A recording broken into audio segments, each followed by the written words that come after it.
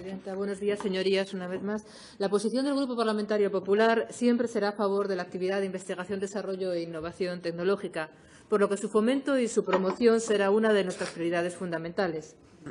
Indudable resulta que el fomento de la investigación, el desarrollo y la innovación es un importante objetivo de interés común. Así viene reflejado ya en el propio artículo 163 del Tratado de la CE.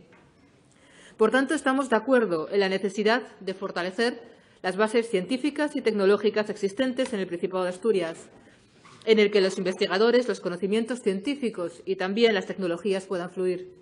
Un dato: el gasto asturiano en I+D en 2015 ascendió a unos 158,6 millones, un 7,6% menos que un año atrás, y mantiene unos 3.000 puestos de trabajo.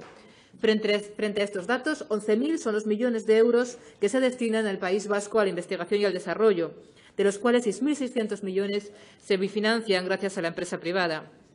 De forma que los resultados que observamos en las estadísticas, en la inversión en investigación y desarrollo, son el mero reflejo de la inactividad del Gobierno socialista. De hecho, Asturias se encuentra en el listón de cola, o en el furgón de cola, o el vagón de cola de las comunidades que no llegan al 1% de inversión en este área en términos del Producto Interior Bruto.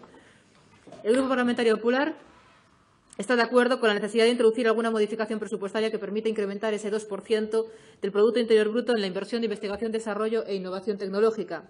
Pero si bien el problema, señorías, ya no es tanto de cantidad como de calidad, el verdadero quid de la cuestión se encuentra en la inadecuada gestión de los recursos públicos en el ámbito de la investigación. No existe, por parte de este Gobierno socialista, de una adecuada planificación y coherente con las necesidades reales que existen en este área. Pero, señorías, no nos escandalicemos. No es esta una ineficiencia o una falta de aplicación exclusiva en esta consejería y relativa a esta actividad de investigación y desarrollo, porque también podemos enunciar las subvenciones a la formación a desempleados que no llegan o a parados de larga duración, cuyas convocatorias tampoco salen en plazo o no salen. Lo observamos en los reiterados incumplimientos del Acuerdo para la Competitividad Económica y la Sostenibilidad Social, en los que algunas de las partes implicadas se revelan estas últimas semanas, pues la situación se hace ya insostenible. Y estos son algunos de los ejemplos de la parálisis de este Gobierno. La propia Comisión Europea ha pedido a todas las comunidades autónomas que fijen prioridades en materia de investigación. Por tanto, Asturias no debe quedarse al margen de esta demanda, en la medida que dicha especialización nos permitirá ganar en competitividad.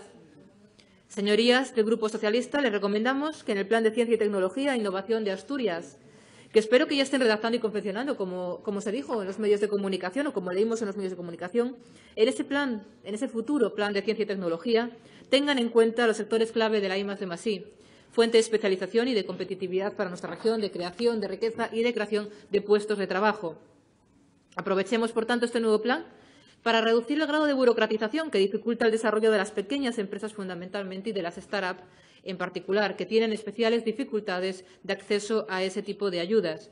Aprovechemos la captación de fondos europeos procedentes, entre otros, por ejemplo, del Programa Marco Horizonte 2020, que aborda los desafíos de la sociedad contribuyendo a reducir la distancia entre la investigación y el mercado, ayudando a las empresas innovadoras a convertir sus avances tecnológicos en productos viables con un verdadero potencial comercial. Se debe avanzar hacia la concreción de los objetivos, la simplificación de los procedimientos administrativos, así como evitar duplicidades y también fragmentaciones. Promuevan, señorías del Grupo Socialista, las alianzas estratégicas con las empresas privadas y otras entidades del entorno y diseñen medidas que no generen competencia desleal entre distintos centros de investigación vinculados al Principado. Estas son algunas de las medidas que se podrían tener en cuenta, que se podrían diseñar por parte del Gobierno socialista para poder incentivar la actividad investigadora e innovadora. Y no solamente realizar inversiones. Las inversiones deben de ser efectivas y la forma de ser efectivas es llevando a cabo un plan adecuado con objetivos, con indicadores y con una posterior evaluación de los mismos que hasta el momento no hemos visualizado. Gracias.